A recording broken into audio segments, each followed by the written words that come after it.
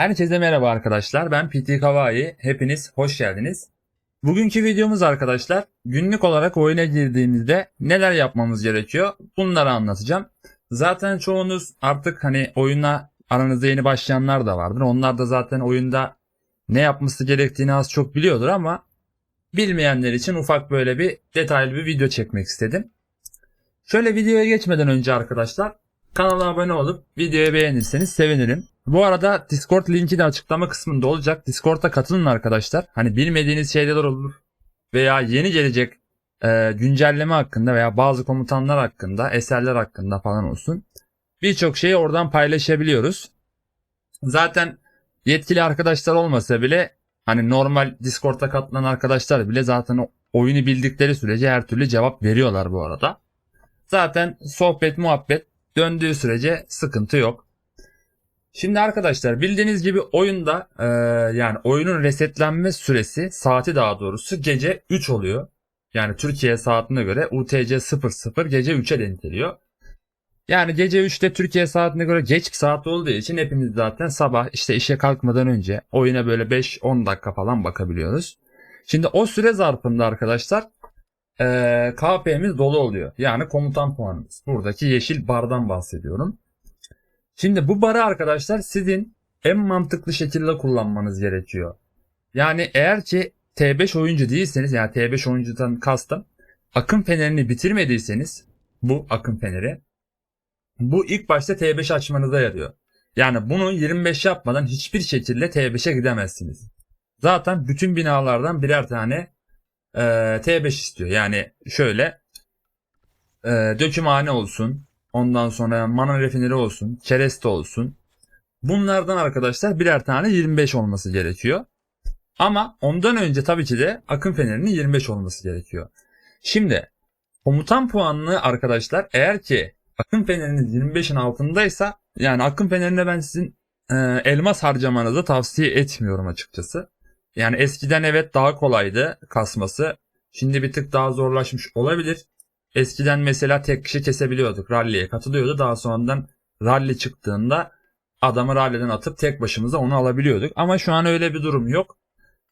Yine de elmas harcamanızı tavsiye etmiyorum. Çünkü buna harcayacağınız elmasları VIP'ye, VIP olmasa gözetleme kulesine, yani ikisini harcamanız kesinlikle daha sizin için yararlı olacak. Şimdi öncelikle arkadaşlar komutan puanını harcamakla başlayın. Yani günlük görevlerinize. İşte ne ihtiyacınız var? Diyelim ki akım feneriniz 25.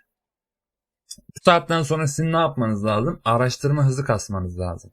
Neden? Çünkü araştırma bir yerden sonra tıkanıyor. Nerede tıkanıyor?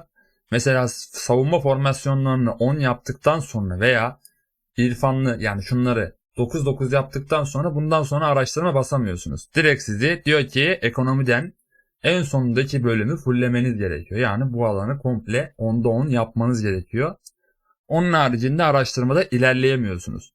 Bunu da basmanız için arkadaşlar akım fenerini basacaksınız. Ondan sonra iyileştirme binasını hastaneye basacaksınız. Ondan sonra duvarı basacaksınız.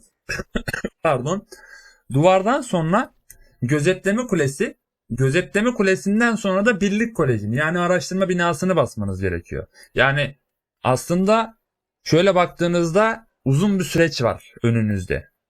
Yani bunu aslında en kısa vakite kadar indirmeniz gerekiyor. Yani bunu da böyle kendiniz planlamanız gerekiyor. Ya bunun için hızlı bir şekilde açmanız için iyi bir ittifakta olmanız gerekiyor. İyi bir ittifakta olmanız için de kendinizi göstermeniz gerekiyor veya bir ekiple oynamanız gerekiyor. Yani kısacası aktif olmanız gerekiyor. Yani para yatırmıyor olabilirsiniz arkadaşlar. Hani ben para yatırmıyorum, gücüm düşük vesaire vesaire. Böyle bir şey yok bu arada. Hani bizim ittifakta da çok var free to play oyuncu. Ama adamlar gerçekten öyle bir aktif ki o para kısmını adamlar aktif olarak ve güçlerini de arttırarak gerçekten kapatıyorlar. Yani bunu nasıl yapıyorlar mesela? Diyelim ki bir kule atıyorsun. Adama bir bakıyorsun kule inşaatında birinci. Yardıma bir bakıyorsun yardımda birinci. Bağışa bakıyorsun bağışta birinci. Yani adam free to play oyuncu ama ittifakta kalabilmek için veya işte kendini böyle geri hissetmemek için sürekli aktif. Tabii ki de bu sizin işinize göre değişebilir. Orası ayrı bir kesim. Yani vakti var, oynuyor, evet. Bazılarınızın vakti yok. İşte iş geç bitiyor vesaire vesaire. Neyse, o kadar detaya girmeyeceğim. İşte KP'nizi burada ihtiyacınıza göre harcamanız gerekiyor. Eğer ki ilk başta dediğim gibi akıl feneriniz düşükse kesinlikle iblis kalesini kesin. Yani rally'e 2 kişi girsin 3 kişi girsin fark etmiyor arkadaşlar. Önemli olan burada KP'yi bitirmek. Yani sezon boyu bu sizi gerçekten ileriye götürecek bir şey. Buna kesinlikle elmas harcamayın. Fuzili bir masraf olur sizin için. Ekstra bir yük biner daha doğrusu. Daha sonra arkadaşlar burada günlük görevlerimiz var. Buradaki günlük görevlerini zaten arkadaşlar çoğunlukla hepiniz yapabilirsiniz. Zaten burada çok fazla bir şey istemiyor. Sadece teknoloji araştırmasını tamamlayamayabilirsiniz. Çünkü uzun araştırmalar olabiliyor. Bunu es geçseniz de olabilir. Ama haricinde diğer hepsini yapabilirsiniz. Bakmayın ben şimdi yapmadım. Çünkü bizim miras bitti yani. Burası Titan'ın mirası bittiği için ben artık çok fazla takılmadım. Yani günlük görevleri bir şekilde bitiriyorsunuz. Bunlar cepte. Daha sonra haftalık görevlerde mesela şu an bende gözükmüyor ama sizde gözüküyordur büyük ihtimal sezon sonu olmadıysa. 10 tane iblis kesin diyor vesaire işte ne diyor. Araştırma bas yoktu. İttifak bina inşasına katıl diyor 300 dakika. Daha sonra diyor ki işte 3000 dakika hızlandırma harca diyor. Yani o hızlandırma harcayı arkadaşlar mantıklı bir şekilde basabilirsiniz. İşte çantanızda yüklü bir şekilde inşaat hızı vardır. Bunu basabilirsiniz veya 3000 dakikalık araştırma hızı basabilirsiniz. Ama 3000 dakikalık asker basmanızı tavsiye etmem. Bu arada. T4'ünüz azdır. Basabilirsiniz. Orası ayrı bir konu. Haricinde bu dediklerimden kastı bir şey yapmamanızı tavsiye ediyorum. Sezonluk bölümünde zaten arkadaşlar 50 tane ışığın ocağı aç diye bir zımbırtı vardı. Siz de görmüşsünüzdür bunu. Bunu zaten Goblin pazarından bir şekilde bir sezon boyunca biriktirebilir misiniz bilmiyorum ama 20-25 tane belki daha fazla bir şekilde biriktirebilirsiniz. Ondan sonra eğer ki bu Titan'ın mirasını aldıysanız eğer bunların da zaten görevleri buna ekleniyor. Yani buradaki aslında anahtarlar onu açmaya yarıyor. Bundan dolayı günlük görevleri kaçırmamalısınız arkadaşlar. Daha sonra geldim Goblin pazarına. Şimdi Goblin pazarının saati arkadaşlar gerçekten bize ters. Çünkü gece 3'te direkt respawn oluyor. Zaten biz o saatte uyuyoruz ancak sabah uyandığımızda görebiliyoruz bunu. Burada arkadaşlar işte ben buradan topladığım eşyalar mesela eksi yani %70 indirim yakaladığım zaman alıyorum. Haricinde almıyorum. %70 gördüğümde yapıştırıyorum yani. Çünkü daha ucuza denk geliyor. Mesela hemen ücretsiz olarak bir daha yenileyim. Bak mesela %80 geldi abi. Kaçırmam aldın. %70 geldi aldım. %80 geldi aldım. 65 hadi seni de alayım gönlün kırılmasın. Buradan bunları da alıyorum. Çünkü arkadaşlar kaynaktan yana sıkıntım yok benim. O yüzden çantada dursun. Çok bir önemi yok yani. Daha sonradan arkadaşlar diyelim ki 5 kıta çıkabiliyorsunuz. Kale seviyeniz 22 veya üstünde bir tane kıtanız yani bir tane birliğiniz kesinlikle her zaman ittifak kaynağında olsun. Yani bu fark etmiyor arkadaşlar. İster altın olsun, ister mana olsun, ister odun, ister demir. Hiç fark etmez. Kesinlikle bir tane kıtanızı burada bekletin. Çünkü işte işe gidebilirsiniz. Oyuna giremeyebilirsiniz 4 saat, 5 saat veya daha fazla. Bir tane kıtanız burada kesinlikle kalsın. Bu arada kaynak topluyorsanız kesinlikle mana ve demir toplayın arkadaşlar. Bakın araştırmalarda gerçekten çok işinize yarayacak. Ondan sonra manam bitti, demirim bitti. Yani böyle şeylere girmeyin. Kesinlikle mana ve demir üstünde yoğunlaşın. Çünkü acayip bir şekilde araştırmalarda da istiyor, asker basmada da istiyor. Eğer ki krallığınızda şu anda sunucunuzda savaş yoksa abi 7/24 farm'a abanın. Kaçmayın. Gerekirse bir tane de farm hesabı kurun vaktiniz varsa. Sürekli kaynak kasın abi. Çünkü gerçekten mana ve demir sizi baya etkiler. Daha sonra işte diyelim ki iblis kaleniz gözetleme kulesini de 25. O saatten sonra ne yapacaksın abi? İblis keseceksin. Normal iblis keseceksin. Yani güncelleme zaten gelecek. Güncellemeyle bunlar değişecek de. İblis kestiğinde arkadaşlar bakın 1 dakikalık askeri eğitimimizi veriyor. Yani buna az demeyin. Tamam, normalde az ama belli bir yerden sonra biriktiğinde gerçekten güzel bir rakamlar çıkıyor ortaya. Mesela bende 1 dakikalık şu anda 89 bin tane var. Yani biriktiğinde güzel bir rakamlar çıkıyor. Ondan sonra işte günlük görevlerinizi hallettiniz. Geldiniz arkadaşlar. Diyelim ki sezona yeni başladınız. Burada zaten biliyorsunuz politika muhabbetimiz var. Politikaları arkadaşlar, uzun süreli politikalarda mesela 24 saatlik süren bir araştırmalar var. Bunlara elmas basabilirsiniz. Haricinde elmas kullanmayın. Ama buradaki araştırmaları da kaçırmayın. Yani oyuna girdiğinizde ilk baktığınız hani şeylerden biri politikalar olsun. Hani bundan es geçmeyin yani. İşte bir tane araştırmam var. Hemen abi tıkla, yardıma bas, çık. Bu kadar. Olayım bu. Ondan sonra eğer ki ejderha seviyesinde gerideysen ejderha yoluna yüklenebilirsin. O gün işte komutan seviyen düşüktür, yapamamışsındır. Bir gün içinde işte iblis kestin vesaire, kale kestin. Komutan seviyeni yükselttin. Tekrar ejderha yoluna girip deneyebilirsin. Çünkü seviye atladıkça daha çok üretim alacaksın. Bundan dolayı bunları kaçırmayın arkadaşlar. Buradan zaten gümüş sandıktan günlük 2 tane gümüş hakkı veriyor size ücretsiz. Bunları da zaten kullanıyorsunuzdur herkes. Burada da altın sandıktan 1 tane veriyor. Bundan genellikle bana bir şey çıkmıyor. Size çıksın. İnşallah çıkar. Bir tane de eser anahtarı veriyor zaten. Haricinde daha bakayım başka söylemediğim bir şey var mı diye bakıyorum. Evet, petler. Petler için arkadaşlar güzel bir video çekeceğim. Gerçekten çekeceğim. Yani aslında benim kullanacağım veya ileride kullanacağım petlerle ilgili gerçekten detaylı bir video çekeceğim. Ama dediğim gibi sezon sonu ödüllerini bekliyorum. Sezon sonu ödüllerini koyduktan sonra, sezon sonu ödülünü yani becerisini koyduktan sonra size daha detaylı bilgi, daha detaylı video çekmek için bekletiyorum daha doğrusu. Ondan dolayı bir tık daha beklemede. Şimdi eğer ki politika araştırmasını yapmadıysanız arkadaşlar, size zaten günlük pet yakalama hakkı 2 tane veriyor. O hakkı da kesinlikle kullanın. Hani pet yakalamayın vesaire diye kafalara girmeyin.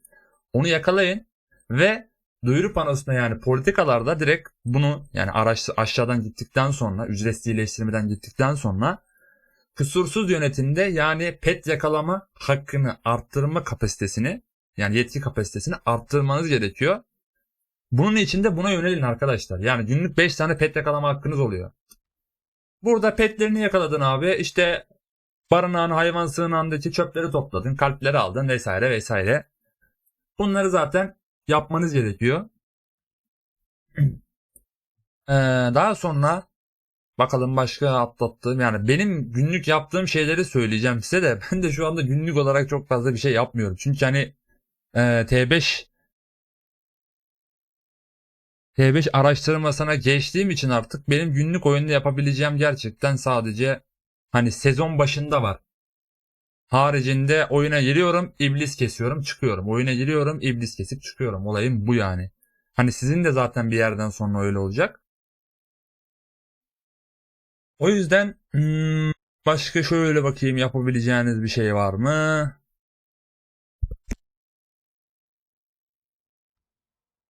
Mesela burada arkadaşlar ittifakta bunları biliyorsunuzdur herhalde ya. Ben bunları da söyleyeyim hadi.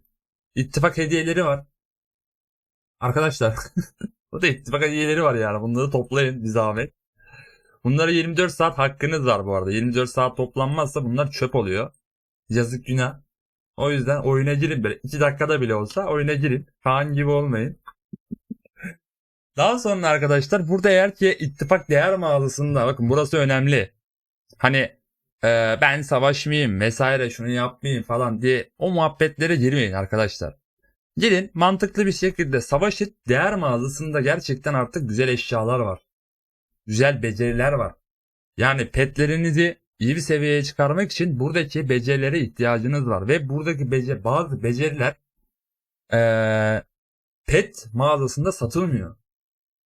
Ve o beceriler gerçekten sizin yani petinizi güzel bir seviyeye çıkartacak beceriler var burada. Bu yüzden gidin savaşın. Savaş mı yok krallığında abi? Anlaş birisiyle vs yap.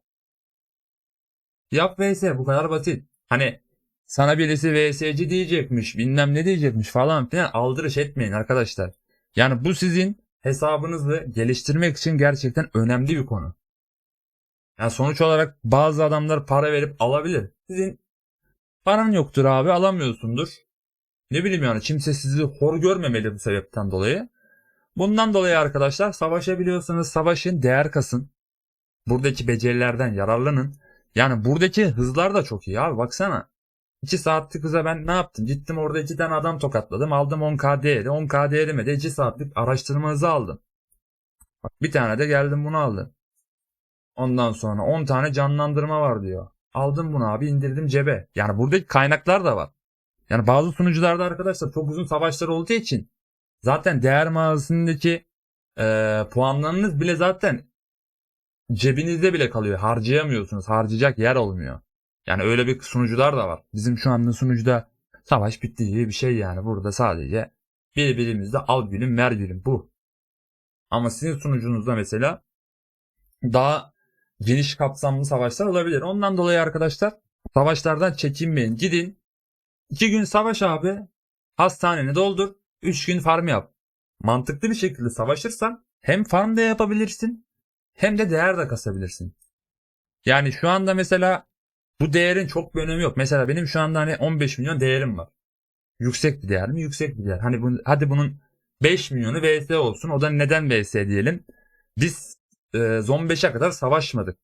Yani bizim bölgede savaş başlamadığı için ben Zon 5'e kadar savaşamadım. Şimdi ne yapayım? Boş boş şimdi çantamı iyileştirme stoğu yapmayayım mı?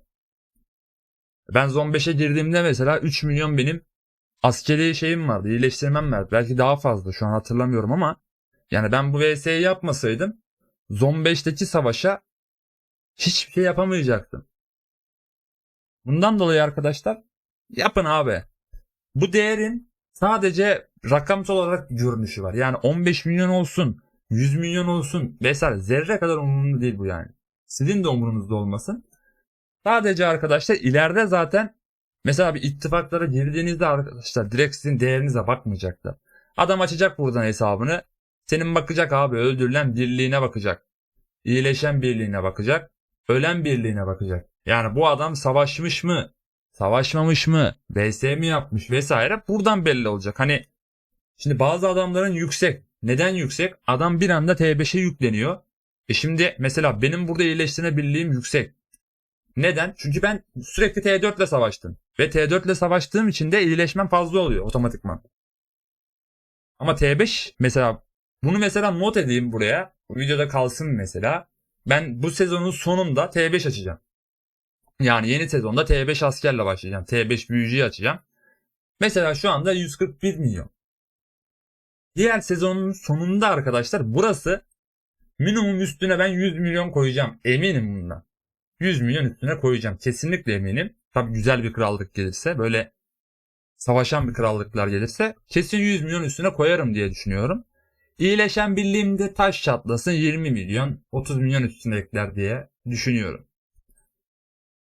Hani demek istediğim arkadaşlar değer mağazasından gerçekten güzel eşyalar çıktığı için bundan kaçırmayın. Günlük olarak askerler zaten bunu söylemedim başta, söylemeliydim unuttum.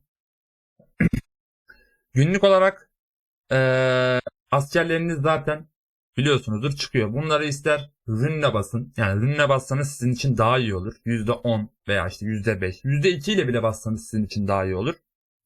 Askerlerinizi bassın abi. Araştırmanı yaptın. Günlük görevlerini yaptın. Krallığında savaş yoksa oyuna 3 saatte bir 4 saatte bir veya daha kısa sürede bir geliyorsan sürekli abi kaynağı attın gönderdin, kaynağı attın gönderdin. Başka zaten oyun yapabileceğin bir şey yok. Etkinliklere bakabilirsin. Etkinlik takviminde zaten hangi gün hangi etkinlik geleceği yazıyor. Sadece çarkı felekler yazmıyor. Yani bunları zaten sadece en güçlü lordun 2. gününde veya 3. gününde görebilirsiniz. Haricinde sürpriz bir şekilde geliyor. Burada gösterilmiyor. Burada baktın abi görevlerine. Görevlerini yaptın. Tertemiz. Mis gibi. Ondan sonra 2 haftada bir savaşın kökleri etkinliği geliyor arkadaşlar. Bakın burası da önemli. Bu savaşın kökleri arkadaşlar tam da var ya, oyunu free to play oynayan oyuncular için geçerli. Bakın çok güzel ödülleri var. Ya kazansan da kaybetsen de arkadaşlar bu etkinliği kaçırmayın. Abi pazar günü mü oldu? Gir abi 10k puanını yap. Eğer ki hani ittifakına yük olmak istemiyorsan alt ittifakta girin. Zaten sonucuda ilk 20 mi? Tabii ilk 20'deki ittifaklar girebiliyor buna. Alt ittifakta gir. Ama bir şekilde girin yani. Bir şekilde kendinizi buna kayıt ettirin. Daha sonra bakalım başka anlatmadığım bir şey var mı diye düşünüyorum. Yok.